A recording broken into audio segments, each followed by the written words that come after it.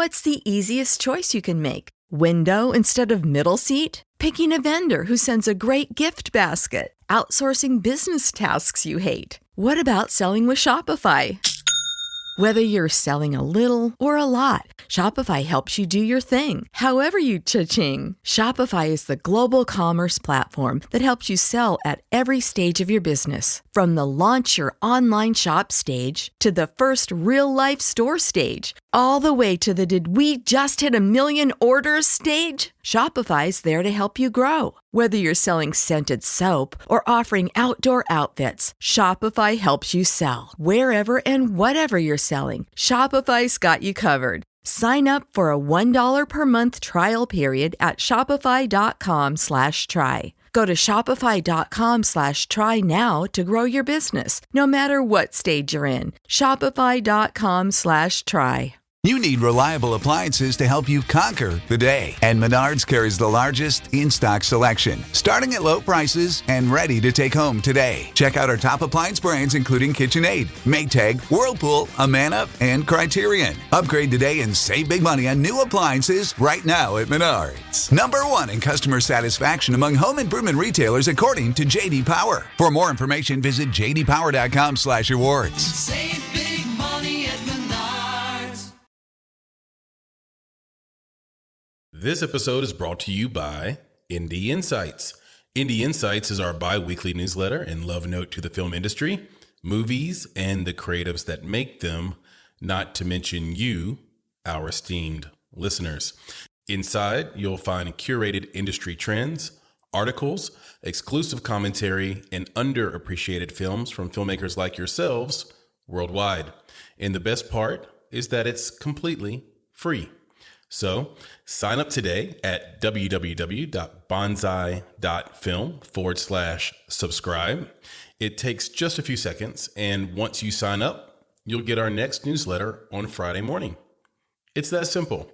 Go to www.bonsai.film/subscribe to get Indie Insights, our bi-weekly newsletter, and join a network of film creatives just like yourself.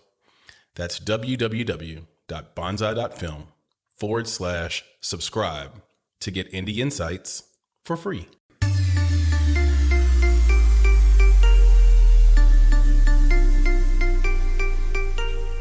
You're listening to Make It, a podcast by Bonsai Creative that helps creatives in film get where they're going faster by sharing the advice, knowledge, and insights of professional creatives across the film industry. I'm your host, Chris Barkley, and with me today is my good friend and Make It podcast co-host, Nicholas Buggs.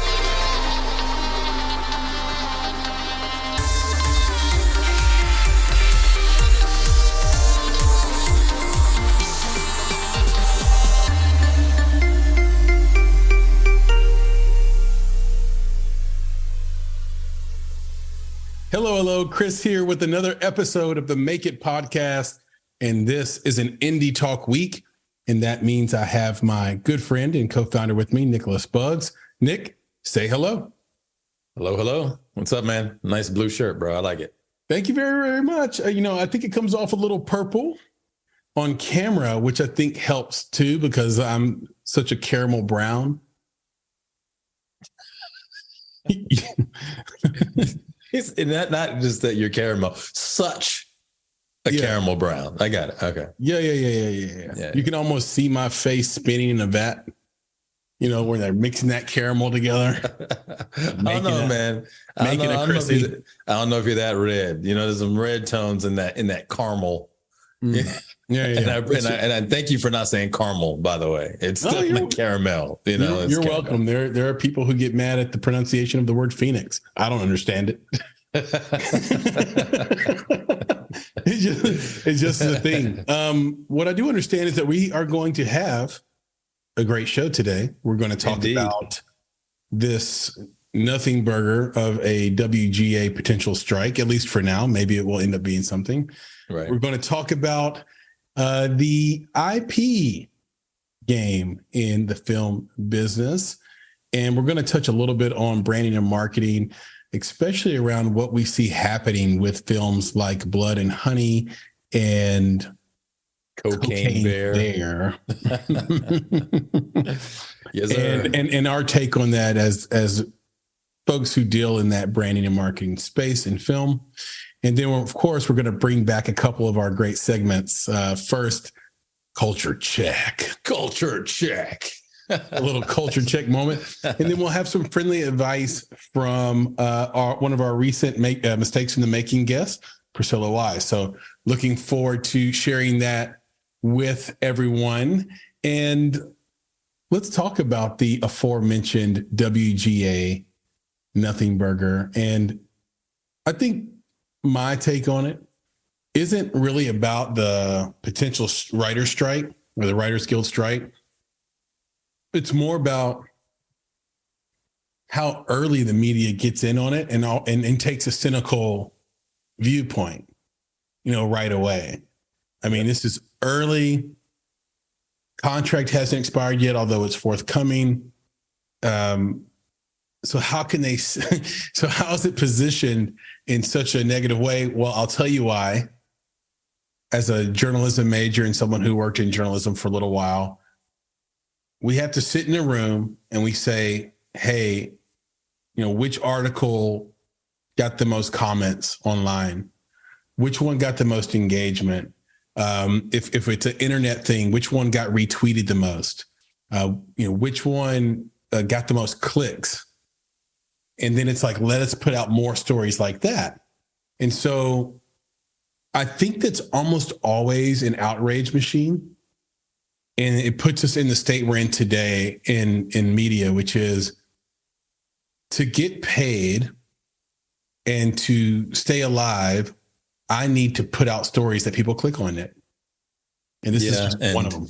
Yeah. And it's like, so you said things that people click on, right? We call that clickbait, right? Yep. But I think it's slightly different than clickbait because it's actually taking you to a legitimate story, right? Yeah. That's actually related to the thing that you're clicking on. But that's my concern too. So there's a legitimate, I don't know if you want to call it an issue, but there is, legitimate, there's something happening, which is WGA's contract is going to be up. I believe it's May 1st. Right. So like that's actually happening. So because that's happening, there needs to be some prep for, well, what is the new contract going to look like? Right. Because as we've talked before, I guess you got two options, right? You stick with the same contract or you get something better, right? There's no other option, which is we do worse, right? Right. So if the same contract that they have is not serving their membership well, right, which is a challenge right now because streaming, their current contract is really written around the rules that were associated with potentially theatrical, right, and television rules. And now we're going into streaming and the way that the television rules, they're not working well with streaming and the writers aren't getting paid what they used to get paid. And now it's more difficult for them to make a living. Right. So there is this possibility of a bit of a standoff because if that's the case, right, if the current state is that the writers are not able to make a living under their current contract, then something has to change. Right. Yeah. That's the idea. So that means that there's going to be some level of negotiation. There's going to be some back and forth. There's going to be some conflict in there. But I'm 100% with you in that there's a lot of stir about this potential strike. It's like, watch out for it. It's like, and Hollywood's preparing for a strike and they're doing all this stuff. I was like, no. They're not preparing for a strike. They're preparing for the end of the contract and the need to negotiate a new one.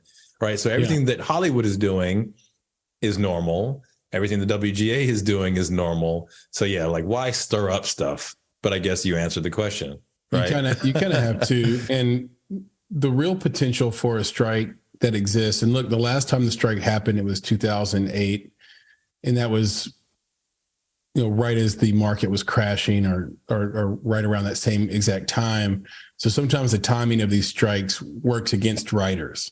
Mm-hmm. I thought the last strike, although it was necessary, I thought it hurt writers in the short term quite badly because of the macro conditions of the market. And look, the bottom line is that's where we're at today. Exactly what I was going to say. The floor could fall out from out from under us any moment, any day. what big bank is going to go belly up that's going to cause the entire market to crash?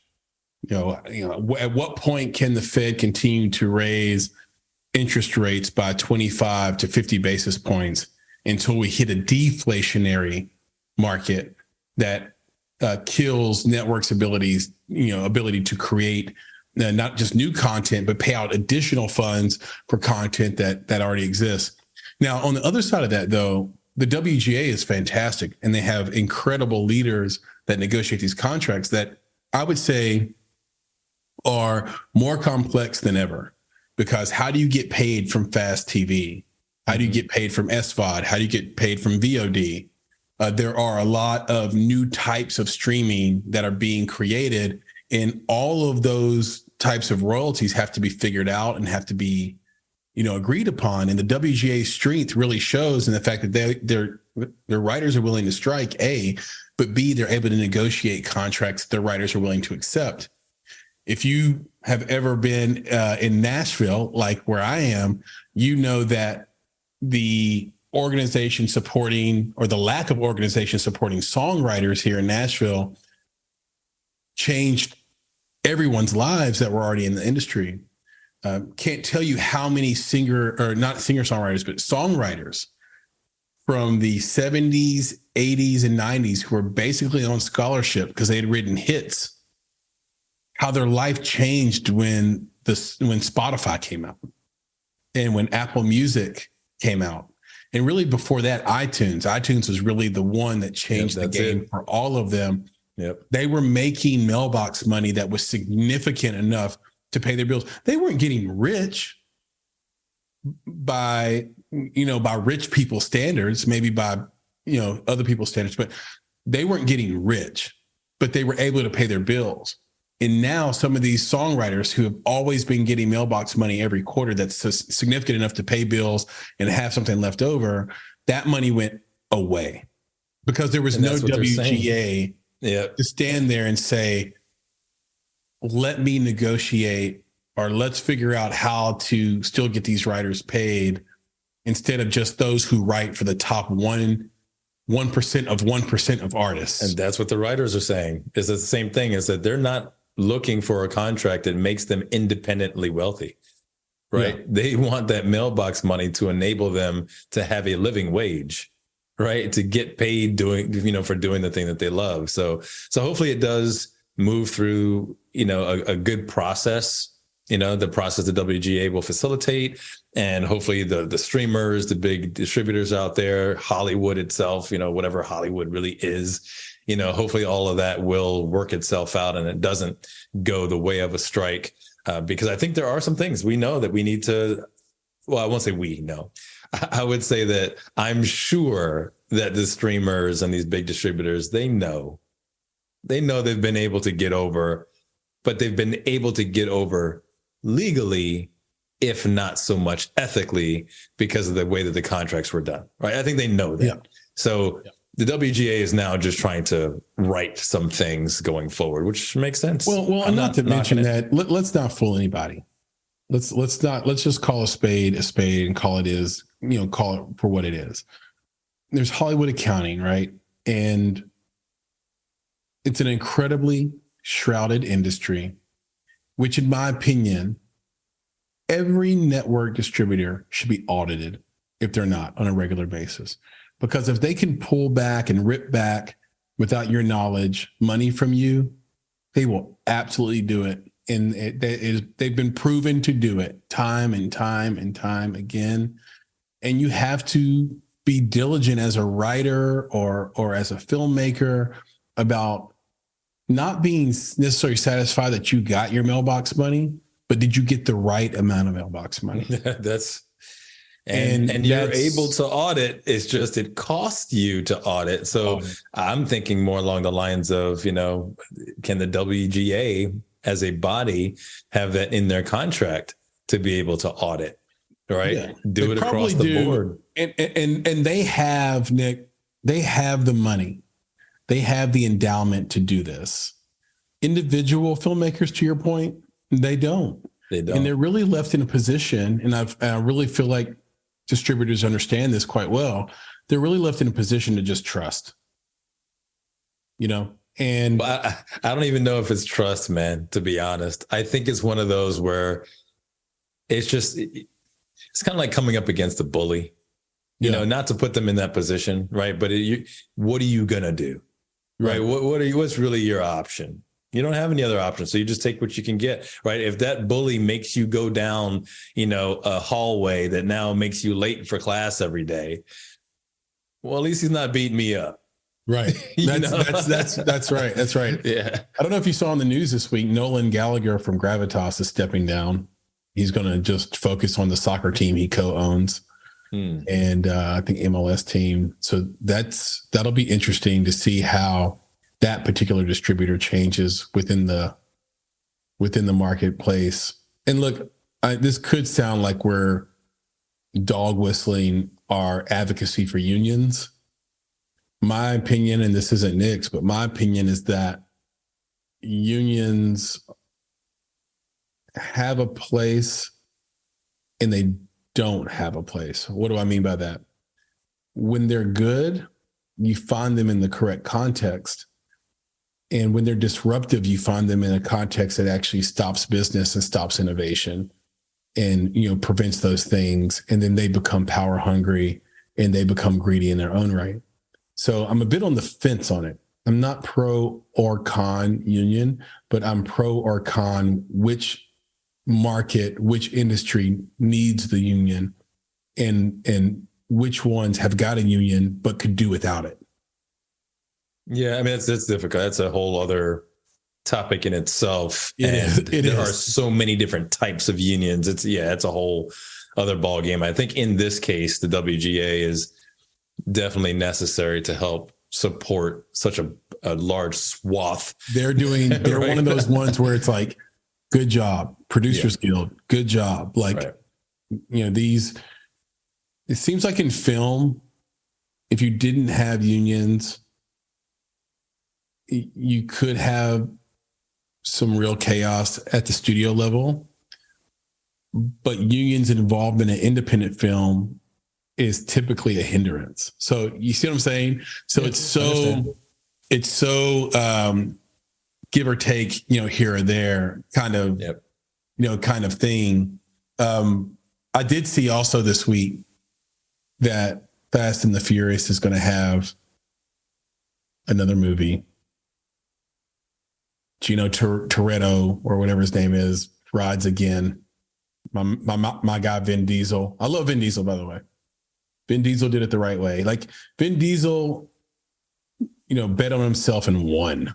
Like that's what every indie filmmaker wants to do. Like, so trust me, I didn't need another Fast and the Furious, but I do love Vin Diesel and I do support his journey and everything he's about because you can't have like a better success story. By the way, I'm not sure that's his character's name. So if it's not, everybody like, don't kill me, forgive me. But it's an IP world, right?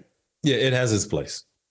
Right. And I'll honestly say that, I'm not a big car guy. Right. So I'm not car guy. Yeah. So I'm not that into Fast and the Furious, never have been. You are into Asians though. I don't even know where to go with that comment. You love Asians and you love Asian culture. I know, but you're like the Wu-Tang Clan, but you don't rap. Right. But this is crazy because a topic we have for later.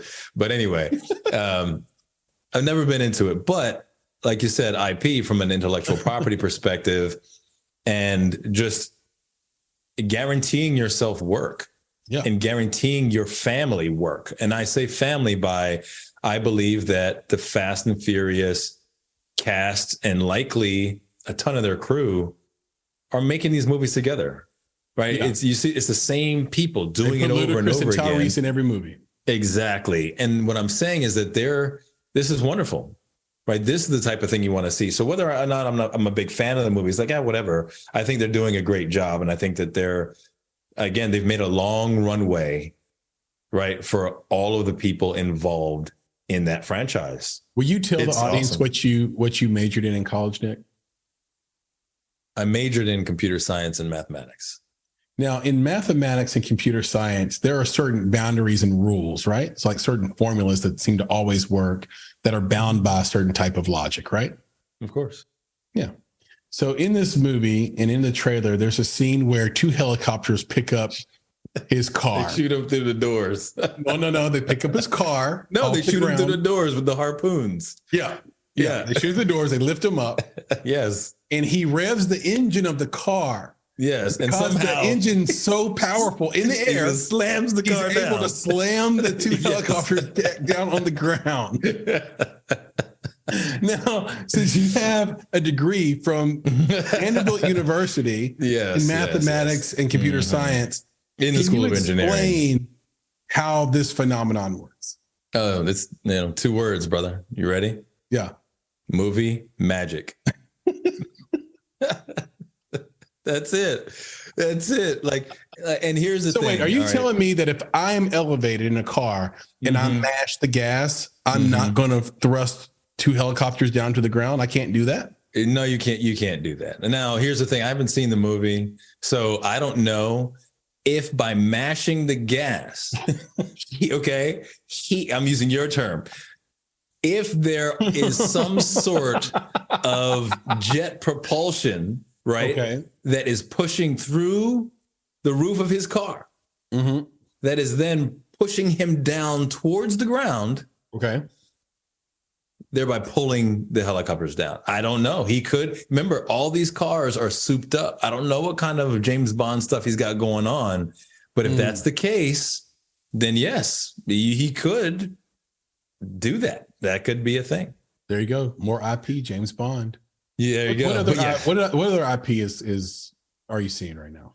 Oh, it's hot in the streets. I mean, we do have, of course, you and I have just recently seen Ant-Man, right? You've seen that. Ant-Man. So there's IP there, and no spoiler, but I want Jonathan Majors. Yeah, He was incredible as Kane.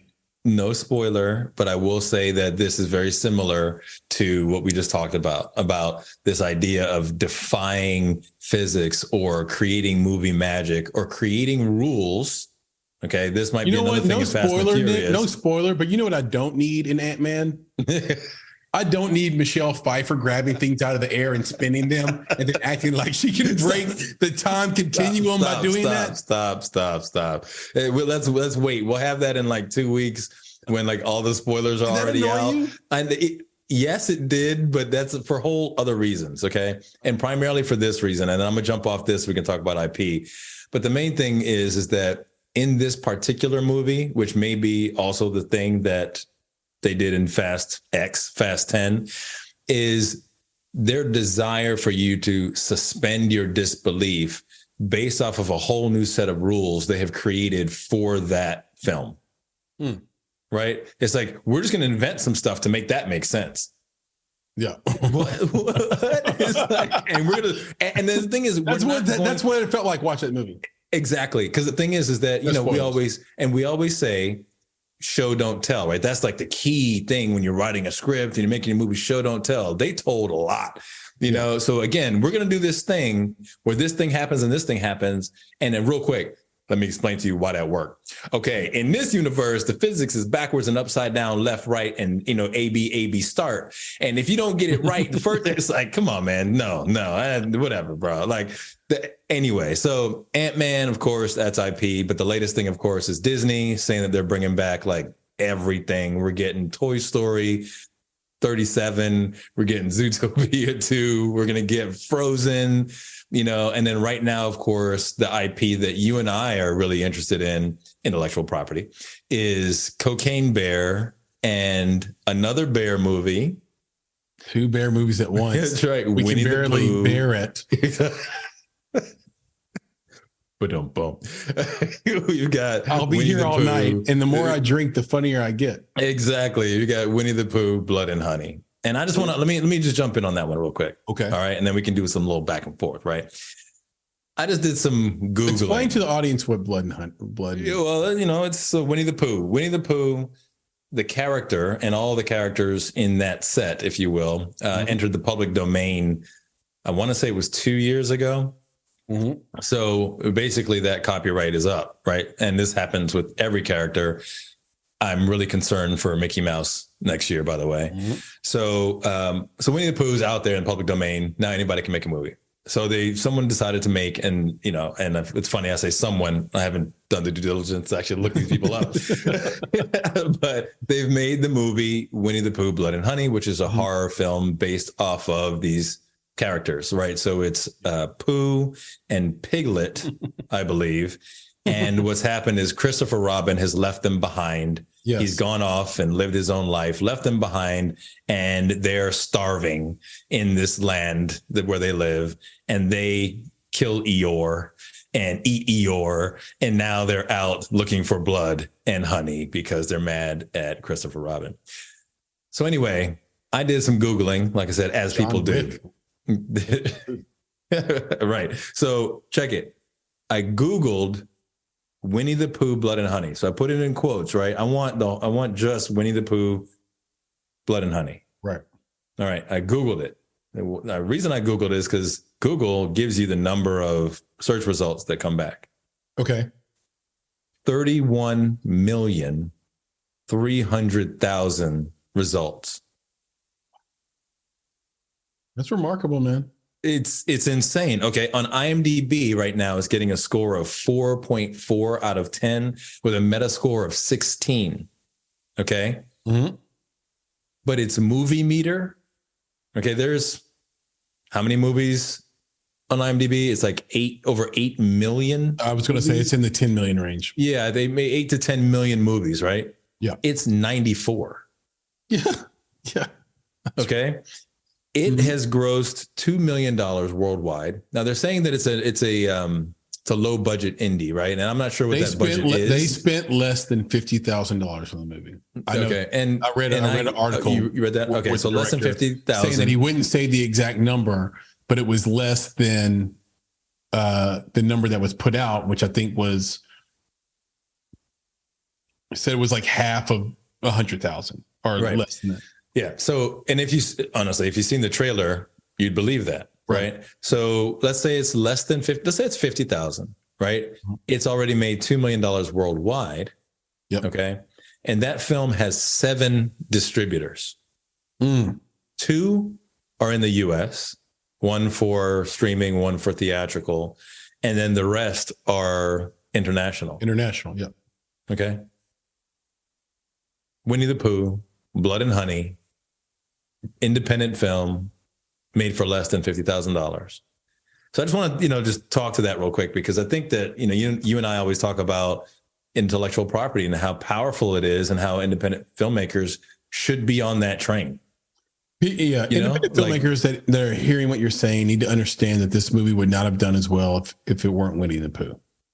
It's not about the fact that it's a stuffed bear out for blood. Exactly. And honey. Right. But it's that it's Winnie the Pooh that's out for blood and honey. And look, I predicted when we talked about this the first time, even though I said it was quite stupid, that it had unicorn potential. And I think it's going to end up being an indie film unicorn where it's going to 10x its money. I think if they spent $50,000 on it, I think they're going to make $5 million minimum. And, I think it's going to order of magnitude like that. And it might make a lot more than that. It might make. Well, think about it. This is just. It might make 50 million because it hasn't even been released in the US yet, I don't think. That's what I'm saying. But it hasn't been released for more than a month, 2 months, 3 months. Yeah. It's got time, right, to make the 50 million or whatever, right? And they're probably going to do a sequel, just like this idea of Cocaine Bear. Right. Mm-hmm. Cocaine Bear is not as significant of intellectual property as a Winnie the Pooh, right, but they're leveraging the same type of thing and creating a world, if you will, around this type of character. Right. One is a character. And you know what they had to do because it wasn't as significant of IP? They had to throw a hella marketing campaign at it and a bunch of dollars. Yeah, because they got some really good cast, tons of money. Cocaine Can't go Bear anywhere without hearing the word Cocaine Bear. Can't turn on the podcast, can't turn on the radio, can't turn on the TV. Yeah. And that's what I'm saying. So, but listen, I think you're making a good point and a point that we often make. It doesn't matter if you threw a bunch of money at it from a cast perspective, you're still going to throw a bunch of money at it from a marketing perspective. Right. You look at Blood and Honey, same thing. They didn't have a lot of money to throw at cast, right? They don't have a bunch of cast. They threw a bunch of money in there, or at least time and effort into their publicity. Right. Publicity, again, let me get back to this. property, 31,300,000 search results on Google on Winnie the Pooh, Blood and Honey. It's insane. Right. This is right. That's what I'm saying. I'm not just getting Winnie the Pooh. I put in the quotes for the whole thing. Right. If you scroll down, you're seeing all the stuff. So yeah, YouTube, you've got all of these blogs talking about it. It's on Variety. It's in the New York Times. They're talking about this movie. Yep. Right. So I think that's our, and I don't want to sit on this for too long. It got written so much by the blogosphere, and it made so much money that Variety had to write a piece about right. it. And the New York other Times. established rags they forced their hand. Right. But this is the reason that we're mentioning it is that that's what's necessary, right? If you want to take your $50,000 film and you want to move it into a $2 million film, then that's what you do. One, find some IP there's a lot of it that's out there in the public domain. I mean, it's as easy as searching. It would surprise most people, yeah. Yeah, it's as easy as searching for characters, even if you wanted to call it cartoon characters, but you could do characters in the public domain, leveraging one of those, or at least their story, right? I'll get to that in a second. And then having that publicity marketing campaign to go with it. Now, when I said leverage their story, and the reason I said I'll get to that in a second is because of Cocaine Bear. Okay. Mm-hmm. So Cocaine Bear is inspired by, right? So here's the key. You don't have to make it based on, right? So Alice in Wonderland, I believe Alice is in the public domain. Mm-hmm. It doesn't have to be based on Alice in Wonderland. It can be inspired by. Cocaine Bear, none of that stuff in that movie happened except for what? They dropped the cocaine and the bear ate it. Coke. But right, that's it. Everything after that did not happen. Which is why it movie says inspired. Magic. Exactly. It says inspired by real events. So you can do the same thing. So whether that IP is a character, right, that was a fictional character, or it was a real character, which the Cocaine Bear is, it is intellectual property that can be leveraged for an independent film that you market that can make you some money. I think that's the lesson in this. Yeah. Yeah. It's brilliant. And I think, look, I don't want anybody to take this the wrong way. I think there are a lot of people in the United States, in the world, all over the globe that have a really great movie taste. And the reason I know that is because great movies get nominated for Movie of the Year every single year, right? Which, by the way, I'm still on Tar. Give me Tar for all the marbles. Close second is Everything Everywhere All at Once. Okay. That being said, the demographic that moves numbers the most in film industry are 19 to 24-year-old men. 19 to 24-year-old men. Some of them are going to be film nerds and have incredible taste. But in many cases, you just haven't lived long enough to have a great sense of who you are and to have really wonderful taste. Why do I bring this up? Because it goes Cocaine Bear, but even more so Blood and Honey, just goes to show that you can make a movie that's underwhelming from a critical standpoint, but if it's marketed and branded properly, you can get these demographics excited to see your movie. And so that's why it boggles the mind when we talk to independent filmmakers that want to, of all pieces of the budget, neglect branding and marketing within it. When you have example after example after example of movies that aren't necessarily earth-shaking, but have incredible branding and marketing campaigns behind them and make a ton of money so that independent filmmaker can make their second and third movie. And so I just think it just goes to show, like, here's a movie about Winnie the freaking Pooh killing people, made for under 50 grand. It's probably going to be pretty rough watch, right? Mm-hmm. Here you have a movie, Cocaine Bear, about a bear in Knoxville that comes across some cocaine and in real life dies in 5 minutes, as one does when he eats a brick of cocaine. But instead, you've got a great cast. They're hiding the fact that this is directed by Elizabeth Banks because they want you to feel like it's indie, right? Like they want you to feel like it's snakes on a plane. But that's part of the brilliance of the branding and marketing. So if you look at it, you have a studio film like Cocaine Bear and you have an indie film like Blood and Honey, and they're both leveraging the same thing. Why? Because it really, really works. And it works on the most important demographic in film, 19 to 24-year-old men. Right. But what does works mean? That it makes Tickets, money. Purchases. Yep. Exactly. It makes money. That's the key. So that's the part that I think we are, going to continue to emphasize. I think going, through the rest of 2023 is the importance of the branding and marketing piece, and the fact that filmmakers cannot continue to neglect it. Like that is just it's not a winning formula to make that piece of work and then just let it sit on the shelf, right? Even going to a festival is sitting it on the shelf. Like that's not promoting it out into the world, right? It might be promoting it to a specific festival if you're accepted or whatever, but like that's not it. It's bigger than that. And these two films prove it. It's time for culture check. We need to do culture check. I need to get like a sample of that so I can just insert that in various places throughout our conversations and content releases. Just drop a culture check in there in post. Okay, so let's make sure. Let's write a note and asterisk to make sure the producers see that we need to get like a culture check button that I can press. It's culture check. Culture check. So what's our culture check for the month of February here, Nick? All right, yeah. So let's pull it back to my apparent love of Asians, or for this week, I should say. Right. My apparent love of Asians and all things Asian. Right, but this one jumped out at me, and maybe it's because of my love of Asians. But Simu Liu, right? So he was at the NBA All-Star Game this past Friday, and they do this whole celebrity look-alike thing on the Jumbotron, right? And it's split screen, and they show Simu Liu and then someone in the audience who apparently looks like him. Okay. So they did this. This is NBA All-Star Weekend in Salt Lake City, right? Yep. And he was there, right? And they did this, and the guy that they picked looks nothing like him, but of course is an Asian guy.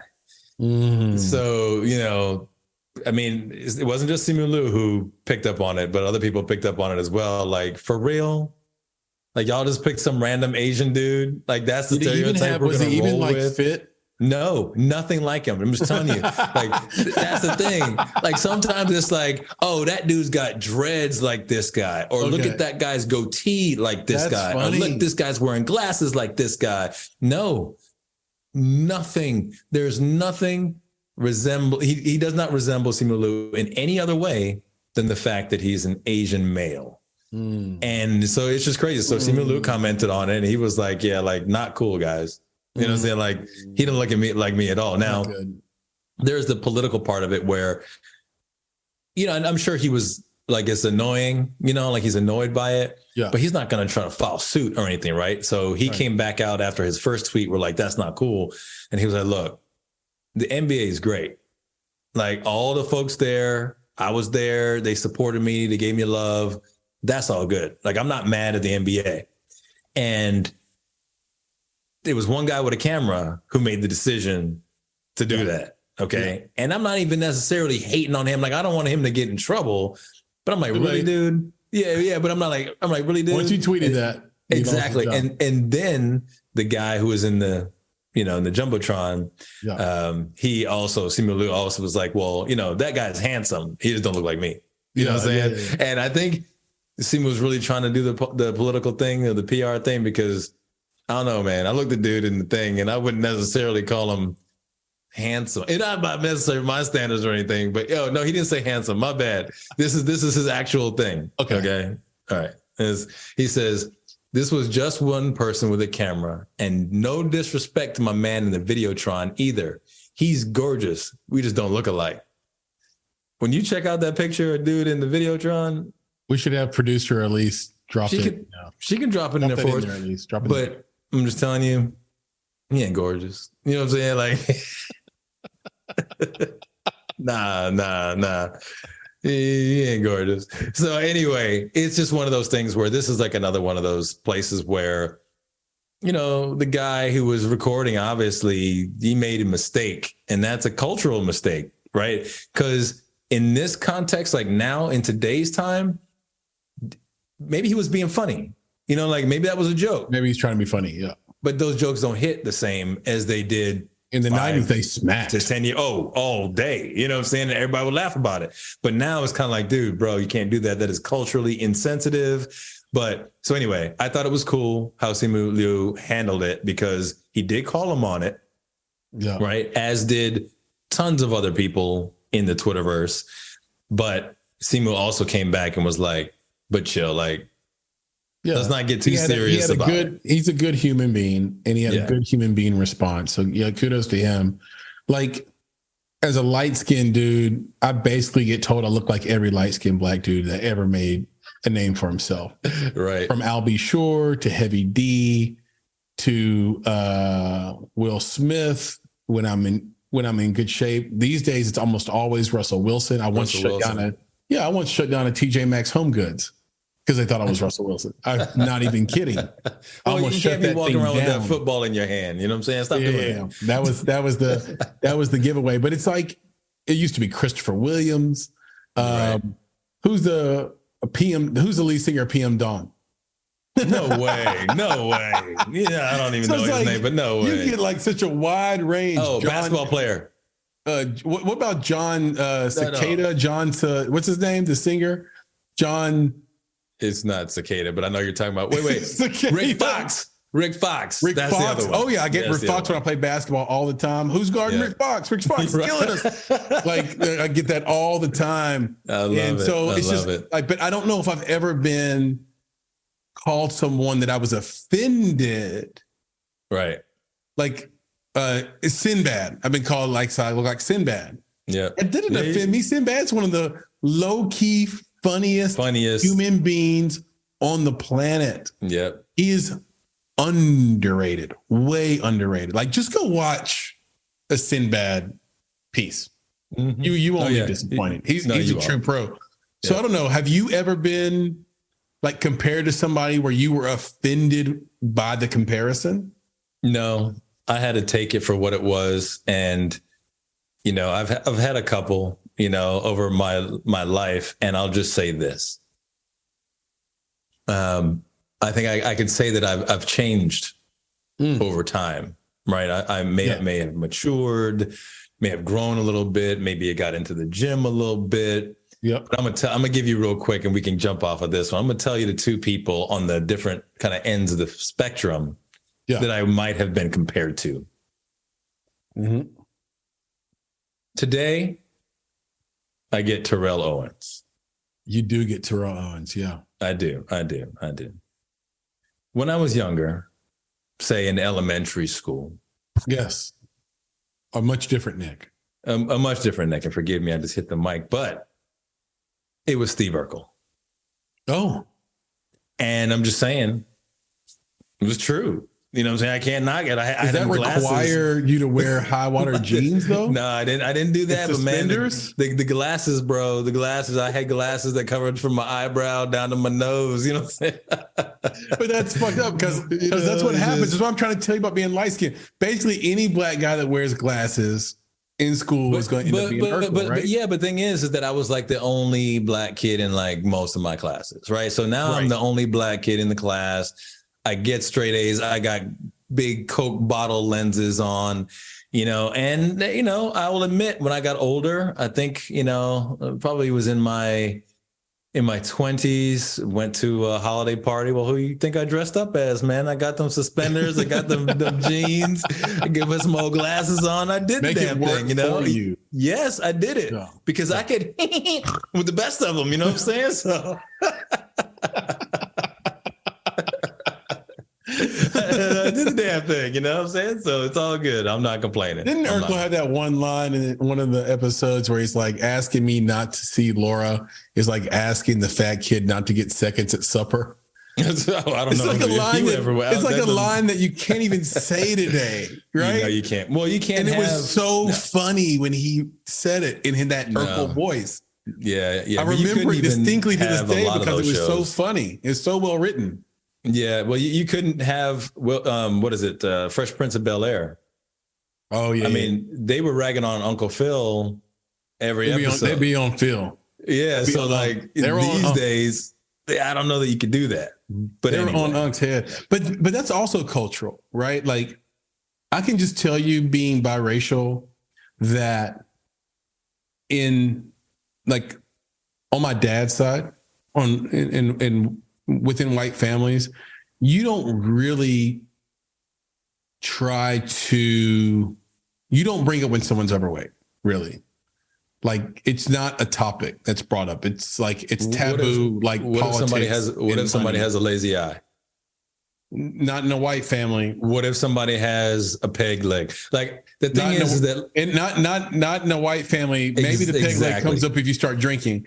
But now my house was a bit of a matriarchy because we would visit all my mom's family. And I could just tell you that in Black culture, that stuff isn't off the table. Right. It's called playing the dozens. Like, it's not hurting people's feet. Like, that wasn't the idea. Yeah. The intent wasn't to attack. Yes, right? to motivate you. Yeah. Or just playing the dozens. It's about having fun. It's like, because the thing is that we're all different and we all have what you could say, we all have flaws, right? There is no perfection. And that's what playing the dozens was about, is that I'm going to pick out whatever that thing is. Yeah. And everyone has it. You know what I'm saying? So being overweight was just one of the things, right? Yeah. Because the thing is, everybody can get that smoke. Yeah. Because even Uncle Phil, I think, got on Will about his ears. Yeah. You know what I'm saying? Like, get him on his clothes, get him on how messy he is. Like, he could flip it back if he needed to, and he did. Yeah, and it worked in that show because the writers of that show understood that cultural element exactly in the Black community. Like, if you're in a friend group and you're the fat kid in that friend group, like I have been before, they're like on you, but they're also the guys who are taking you to the gym, helping you watch what you eat, like helping you be better at athletics if that's what you want to do, or whatever.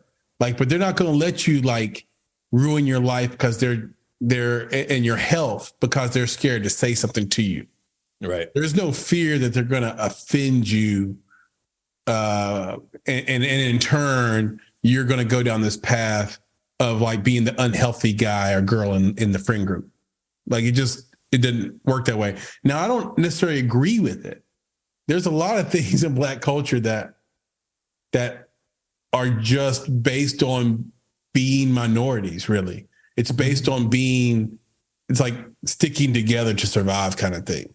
Like things you wouldn't necessarily approve of if you were in the majority seat, right? Or things you wouldn't necessarily lean on so much if you were in that majority seat. So I will say that, but it's interesting that, like you said, culture check, there's like this cultural difference in what's acceptable in one community, sort of, versus another.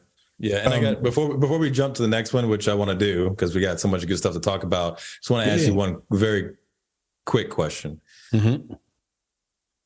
How far back can you go in your lineage to say that you are biracial? For example, if your grandmother was white,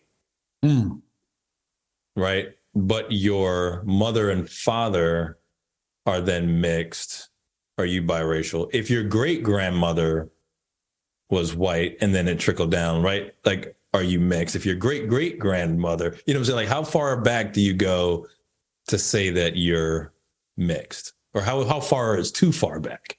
Yeah. So I would say two answers on that. One, I think it has to be your immediate parents. Okay. Yep. Because if you have two Black parents at home and you find out your great-great-grandmother was white, that doesn't seem to matter. And if you're not dark Black, like African Black, then you know somewhere along the line, somebody white got in there. Right? Which is just the fact of the matter. It's just the truth.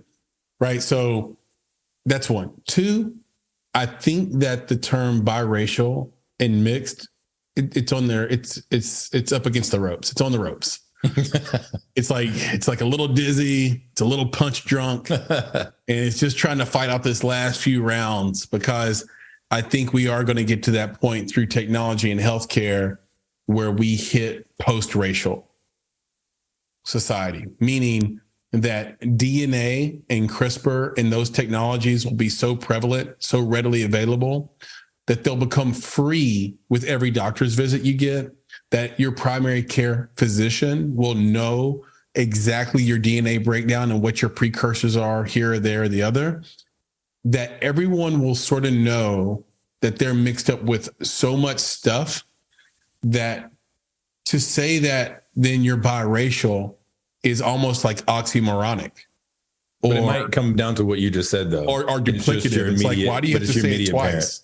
Yeah, but if it comes down to just being your immediate parents, and that's kind of the answer. That's who you. That's your identity that you walk around with. But at some point, what I'm saying is like, and it may take another generation or two. Actually, maybe it's not going to die as soon as I think, but maybe another generation or two. Where, what do you lean on as your identity more? Like, imagine a world in 30 years where your identity is based more on what your DNA profile says than the way your parents look in your house. Yeah, I just had an interesting thought. Okay. So I was just imagining you as a biracial person. You don't have to imagine. I'm right here. Ellipsis, right? So imagining you as a biracial person saying, so you said identify with, right? Mm-hmm. So I think about identification with respect to, there's the gender identification, right? It's a big thing now, right? I was born a man. But identify with being a woman. This is how I want to, how I want to be. And this is how I want you to perceive me. Right. And right now, it's very much so in the zeitgeist that if I want you to perceive me as a woman, then you need to do that. Yeah. Right. No, you have to do that. That's it. Right. So I'm just imagining you as a biracial male identifying as white.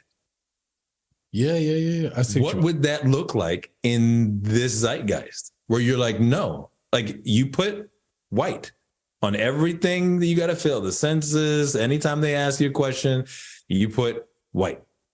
And if someone comes and asks you a question, like, so how, Chris, tell us, how is it having this media company and having, branding and marketing in this, world as an African-American male? And you say, no, I'm white. Yeah. So that question doesn't apply to me. Right. Yeah, this was what Dave Chappelle was getting at in his opening episode of Chappelle's Show, right? Where he had the blind Black guy who didn't know he was Black. Yep. And then how that would play out. And it just goes to show how we use how we weaponize our identities. And then we take that out into society. We weaponize it out in society. As a Black person, as a white person, as a man, as a woman, as a transgender, as we take, it's identity politics, but we take it to our everyday lives, right? Where it's like, well, what's true is kind of separate from what you feel. That's what Chappelle was showing in that. It's like, what's true is you're a blind Black man. Right. How you feel is that you're a white guy in the South that hates Black people. That's right. Yeah. And it's like, so for me also, I think about this. And again, I guess this and the belief is dangerous, Nick, these ideas. He was at Klan rallies, right? Right. But it's not dangerous. It's not necessarily dangerous because it's not that it's not that the Klansmen are just going to kill the guy. That's not what they do. It's more like, no, I mean, it was dangerous because he took his identity to go hurt other people. Well, remember he wrote all his books. Yes, that's right. Well, he was being dangerous in his attitude. Right. But anyway, so I was thinking about this. So this is culture check. This is all within the culture check world, right? And we were talking about being biracial. And I think for us, for you and I mean, you are mixed, you're biracial, and I'll comment on my situation in a second. But it's not just that you're biracial, because you don't necessarily you don't identify with either or both. That's not the identification. Right. To me, you're actually bicultural. Right. And to a degree, I am as well. Right. But we never talk about that. And that's the thing, is that you have mixed two different cultures. Right. Yeah. And you mix two different cultures, and it comes down to what you identify with. So think about me. Right. So from my perspective, I used to get that question when I was in school about, Nick, why don't you act black? Right. And I would get that from Black people. I would get it from white people. Right. I don't even know what it means to act black. I especially didn't know when I was a kid. Right. Because my parents are Black. So I act like my parents probably. So like, what are you talking about? Yeah. So, but the idea was, it wasn't about my color, though they had associated it with my color. It's actually my culture. Right. So the culture that I associated with was one of education being one of the most important things. My diction being one of the most important things. Yeah. Learning Latin and different languages was one of the most important things. Playing soccer, which is a more international sport, was more important than, pursuing basketball or football, which might be more considered Black sports. So it really had nothing to do with my color, right? Yeah. I am brown skinned, right? My parents are brown skinned. So I wasn't acting Black. It was, I wasn't acting the culture that they had associated with Black. And I think that's it for me. I'm multicultural. My parents, are come from two different places. They met up at Howard University. You could just kind of hang out with my dad. You see where he comes from. You hang out with my mom. You see it's two different people come together to make me, right? So I'm bicultural in that way. And I think you are the same, regardless of the color of your parents, right? Where they came from made them have these two different cultures that then, created what you are today. So, and I would like to promote biculturalism, because it's amazing what you can do in a room. It's amazing what opportunities open up for you when you are open, truly, not just open, but when you can live within a multitude of cultures. That's right. Organically. I think it's where we're all headed, to the point.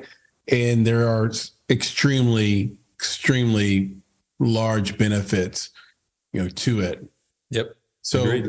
Speaking of beneficial, we want to give this audience the good word from our good friend, Priscilla Wise, who was kind enough to drop us a mistake in the making, which we hope to bring you so many of these jewels this year in 2023. What stuck out to you on this one, Nick? Mistaken. Oh, man. Little friendly advice from Priscilla Wise. Yeah, there was so much good stuff in there. I don't have a specific quote because I don't know that a specific quote would do, kind of my reflection on this justice. But there is the way that she talked about it. She's kind of talked about all of her skills, right? And being in different rooms and bringing those skills into the room and letting people know that she has these different capabilities, that she's different experience. And then people in the room saying, oh, wow, you do that? I didn't know that, right? We could really use that. And what that really made me think about was this idea that has been percolating, I think, at least for the past couple of years and probably through COVID, but this idea of bringing your whole self to work. Right. Because I noticed that a lot, you're getting kind of hearing that, right, where some of the dress codes that we've had in the past have kind of gone away a little bit, especially as we've mixed working at home and, being in the office. So people are like, why is it necessary to wear a suit and tie every day? Right. Is that really helping us get our jobs done? Bring your whole self to work. Don't be fearful of who you are. Whether it's as a gay man, whether it's as an executive producer of films, no. It's okay to bring those things into work, right? And I think that's what stuck out to me is that Priscilla, I think at the time she was saying that she was in a room, and the room that she was in, she had positioned herself as a writer. Right. Yeah. So what do? We double down on that thing that we want to be. Right. It's like writer.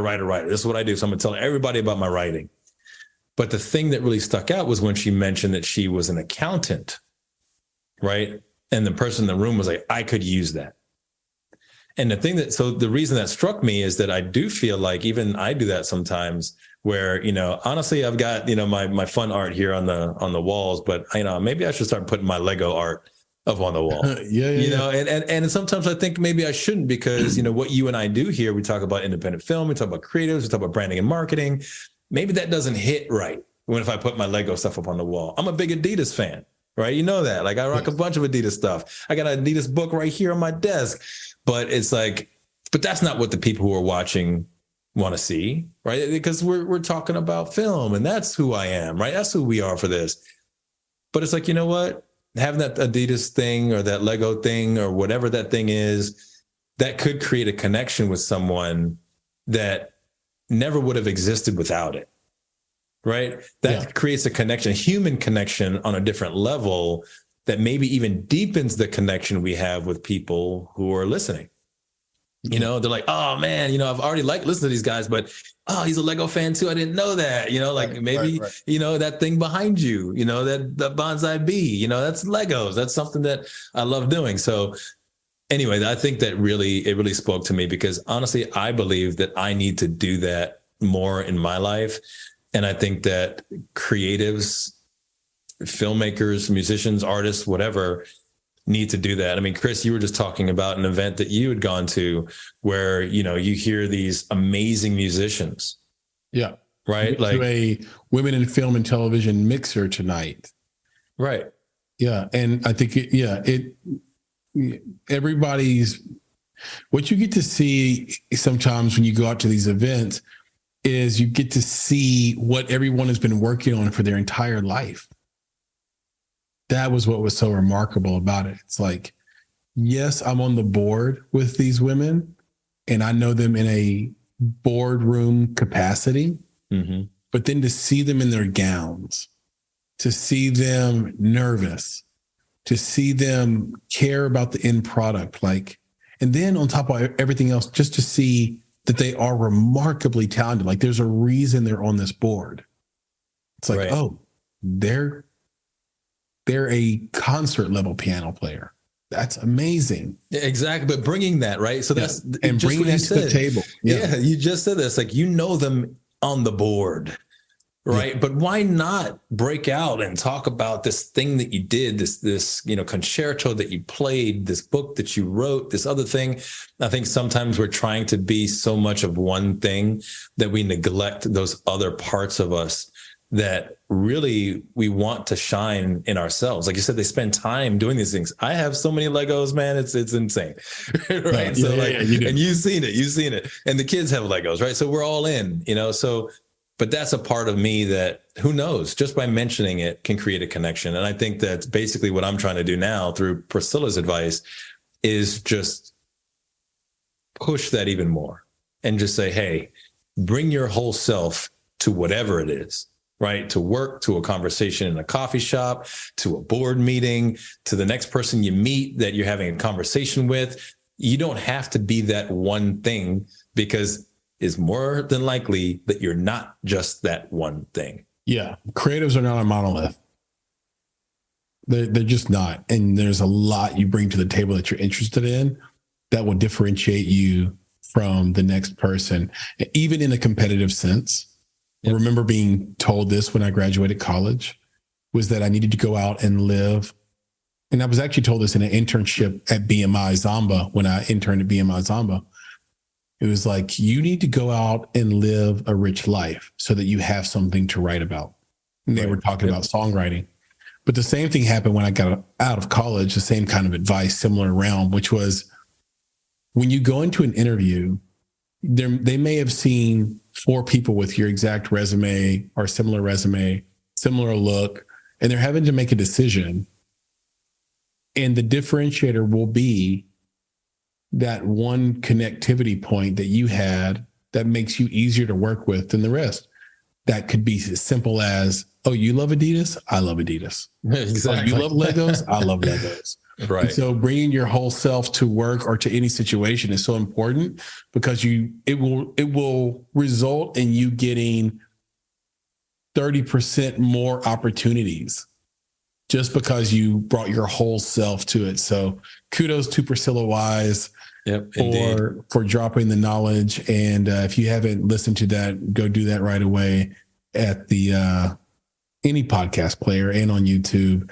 That's Our Mistake in the Making with episodic writer Priscilla Wise. We also have a ton of new episodes out as well with Nell Thier. It's a great independent filmmaker. Her film Bolivar came out, or is complete, and I think you can watch it a few places, but I think it's still maybe seeking distribution. And then of course Kristen Baker, who just dropped Diva Box TV, which is it may not be the only, but it's kind of like one of a very small handful of LGBTQIA streamers, exclusively streaming that content. And she has been an innovator in that field for a really long time. So kudos to Kristen Baker as well. And kudos to you, Nick. This has been fun. I'm going to pour one last small glass of this French, you say Le Fait Papillon? Papillon, okay. As you speak French better than me. This is tasty. This is a varietal from the south of France. So it's 40% Merlot. And there's the label for anybody that wants to check it out and buy it for themselves.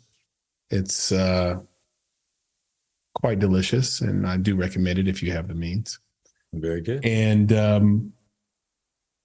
other recommendations, of course, are to follow us on social media at _Bonsai Creative, and to reach out to us, engage with us. Any questions, any concerns, any mistakes, anything you want to say to us, yell at us, smile at us, thank us, trash us, whatever you want to do, that can be accomplished at contact@bonsai.film. You can reach out to Nick directly at nick@bonsai.film. You can reach out to me directly on Twitter at Flame in Your Heart. Or you can just search for Chris Barkley, I think, at this point. So you just search Chris Barkley. I'll be the one that pops right up. And you can DM me or tweet at me. I answer 100% of those, and we answer 100% of emails received. So, and of course, you'll hear this in the post roll, but do go to bonsai.film to learn everything about the Make It podcast and about everything we're doing at Bonsai Creative. And with that, Nick, can you please leave us with the credo? Yeah, the credo. Yes, sir. This was great, man. I loved it. I love it. We're going to keep doing it. One for ourselves because we love hanging with each other, but of course for our, filmmaking friends, family, and fans out there. Be better, be creative, be engaged. And thank you for listening. Nick, talk to you soon. Yes, sir. We'll do it again, my brother. All right. Be good. Peace. You've been listening to the Make It podcast. To find more information about this week's topics, including links to relevant blog posts, projects, and indie creatives, please visit our website at www.bonsai.film. If you haven't already, you can subscribe to our podcast on YouTube, Spotify, or Apple Podcasts by searching for Make It Bonsai Creative, and the show will pop right up. You can follow us on Instagram, Twitter, and TikTok at _Bonsai Creative, and on Facebook and LinkedIn by searching for Make It Bonsai Creative. In addition, you can provide feedback to us via email at contact@bonsai.film. You now have the opportunity to support the production of this podcast. If you love Make It and are a true fan of what we're trying to accomplish in the indie film community, please visit www.bonsai.film/donate. Donations start at only $5 monthly. And of course, if you're looking to take a big step toward your film's financial success, go to www.bonsai.film and click on Services to explore a variety of branding and marketing packages and so much more. You have everything to gain. Until next time, be better, be creative, be engaged, and thank you for listening.